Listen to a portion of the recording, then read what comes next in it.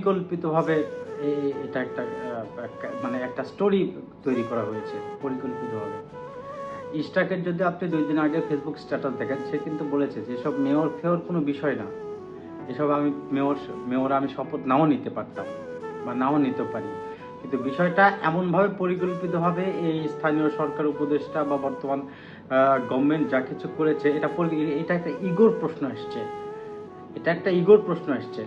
আপনার আসিফ যে স্ট্যাটাসে যেটা বলেছে, একটা স্ট্যাটাসে কোনো যুক্তিকতা নেই। আসিফ তার স্ট্যাটাসে বলেছে যে নির্বাচন কমিশন রাত 10টার দিকে এটা আপনার গেজেট প্রকাশ করেছে। কেন, বাংলাদেশে কি এমন কিছু হয়নি? রাত 12টার দিকে গভর্নমেন্ট কি কোনো গেজেট প্রকাশ করেনি? রাত 3টার দিকে কি স্বরাষ্ট্র উপদেষ্টা কি আপনার মনে করেন যে সংবাদ সম্মেলনের মতো হাস্যকর কোনো কাজ করেনি? করেছে তো। রাত 12টার দিকেও তো গভর্নমেন্ট অনেক ডিসিশন নিয়েছে, অনেক চিঠি ইস্যু করেছে, প্রেস রিলিজ করেছে। সো এটা তো কোনো বিষয় না। আর একটা বিষয় হচ্ছে যে মেয়াদের একটা বিষয় আছে। মেয়াদের একটা বিষয় কি থাকবে? স্থানীয় সরকার উপদেষ্টা যে 7 নম্বর বা 6 নম্বর পয়েন্টে বলেছে যে মেয়াদের এখনো বিষয়টা ক্লিয়ার হয়নি। মেয়াদের তো স্থানীয় সরকার অধ্যাদেশ আইন 2009 তো স্পষ্ট করে বলা আছে যে একটা ইলেকশন হওয়ার পর, শপথ গ্রহণের পর মেয়রের প্রথম যে বোর্ড মিটিং হবে, এই বোর্ড মিটিং থেকে আপনারা মনে করেন যে এটা হচ্ছে মেয়াদ কাউন্ট করা হবে। এখন গভর্নমেন্ট তো ইচ্ছা করলে বা এরা তো ইচ্ছা করলে করতে পারতো যে ঠিক আছে, অবৈধ এই যে তাপস যা কিছু যে কয়েকবার চালিয়েছে, বাকি যে টার্ম সে টার্মের জন্য ইস্টাককে দেওয়া যেতে পারে, কিন্তু এটা তো তারা করেনি। এটা পরিকল্পিতভাবে তারা ষড়যন্ত্র করেছে। আসিফ শুনেন, স্থানীয় সরকার সিটি কর্পোরেশন কিন্তু স্থানীয় সরকার মন্ত্রণালয়ের আন্ডারে। আমি যতটুকু জেনেছি যে এই সিটি কর্পোরেশন, দক্ষিণ সিটি কর্পোরেশন টোটালি আসিফের নিয়ন্ত্রণে চলে। আসিফ সব কিছুর সঙ্গে আসিফ। তো এখন এই যে আসিফ যে দুর্নীতির যে মহা উৎসব তৈরি করেছে বা মহা উৎসব করছে, এটা তো হাতছাড়া হবে। সিটি কর্পোরেশন যদি ইস্টাককে মেয়র বসানো হয়, তাহলে তো এটা সে করতে পারবে না। এই জন্য পরিকল্পিতভাবে সে এটাকে বাধাগ্রস্ত করছে। ইস্টাক ক্ষমতার পাগল ছেড়ে না, সে রাসিবের মতো রাস্তার থেকে ফকিরনির বাচ্চা ইস্টাক না। ইস্টাক হচ্ছে সাদেক হোসেন খোকার ছেলে। ইস্টাকের বাবা হচ্ছে বীর মুক্তিযোদ্ধা, সাবেক মেয়র, সাবেক মন্ত্রী। সো আমি ব্যক্তিগতভাবে অনেক কাছে থেকে ইস্টাককে চিনি, অনেক কাছে থেকে। সো ইস্টাকের সঙ্গে আমার অনেক কাছে থেকে আমি তাকে চিনি। সো সে ক্ষমতার পাগল ছেড়ে না। কিন্তু সে বিষয়টা হয়ে গেছে কি, যে সুতরাং আসিফের মতো ফকিরের বাচ্চা ইস্টাক না।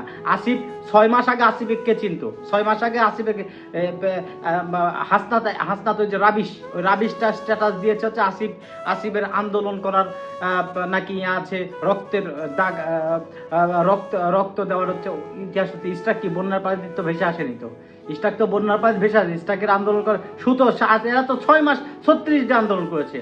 আর এরা তো বিএনপি ইস্টাক এরা তো 17 বছর ধরে আন্দোলন করেছে, রক্ত দিয়েছে 17 বছর, জেল কেটেছে, জুলুম সহ্য করেছে, নির্যাতন সহ্য করেছে।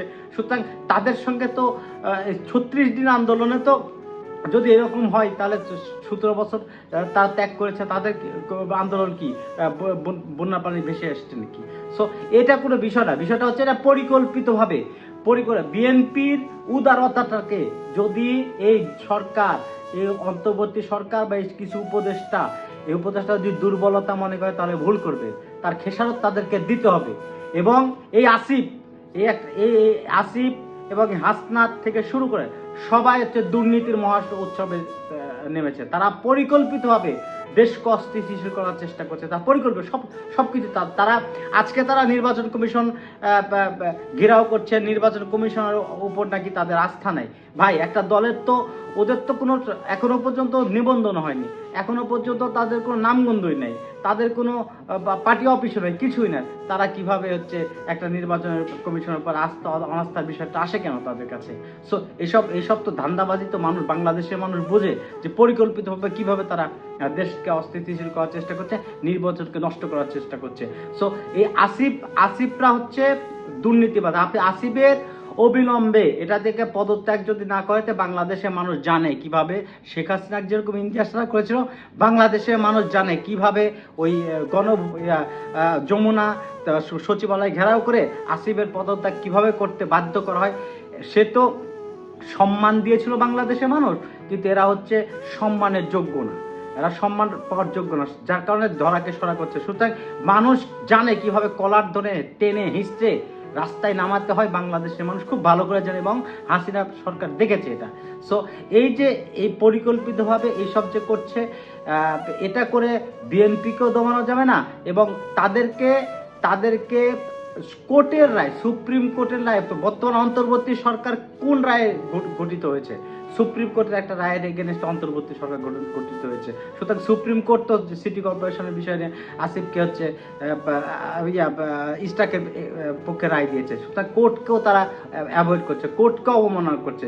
কোর্টকে যদি তারা যদি গভর্নমেন্ট থাকার অবস্থায় যদি কোর্টকে অবমাননা করে, তারা তো সুপ্রিম কোর্টের রায়ের এগেনস্ট, রায়ের প্রেক্ষিতে তারা অন্তর্বর্তী সরকার, তারাও তো অন্তর্বর্তী সরকারও তো পরবর্তীতে অবৈধ হবে যদি তারা এরকম কোর্টকে যদি বৃদ্ধাঙ্গুলি দেখায়। সো এসব করে বাংলাদেশের মানুষের তাকে আসিফকে অবিলম্বে পদত্যাগ করতে হবে, দুর্নীতির দায় এবং দুদককে আসিফের এগেনস্টে দুদকেরও তদন্ত করতে হবে এবং আসিফকে পদত্যাগ করতে হবে।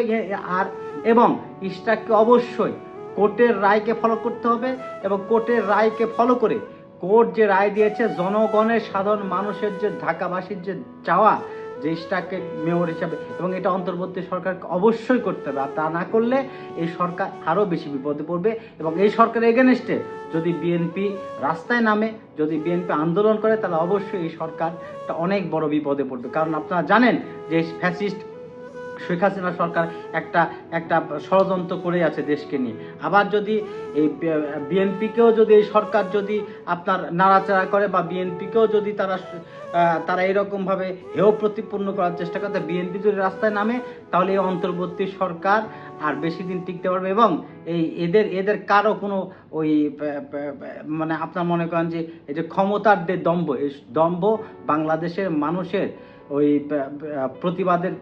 প্রতিবাদের উপর এই সব ক্ষমতাদের দম্ভ ভেসে যাবে। সো অবিলম্বে তাদেরকে আমি বিশ্বাস করি সরকারকে বিএনপি সহযোগিতা করছে, বাংলাদেশের মানুষ সহযোগিতা করছে এবং বিএনপি আরও সহযোগিতা করতে চায় এবং অবিলম্বে সরকারকে যথারীতি যথাযোগ্য যে জনগণের যে সিদ্ধান্ত, জনগণ যেটা চায় সেটাই বাস্তবায়ন করতে হবে। তাহলে সরকারের জন্য মঙ্গল, দেশের জন্য মঙ্গল, দেশের মানুষের জন্য মঙ্গল বলে আমি বিশ্বাস করি।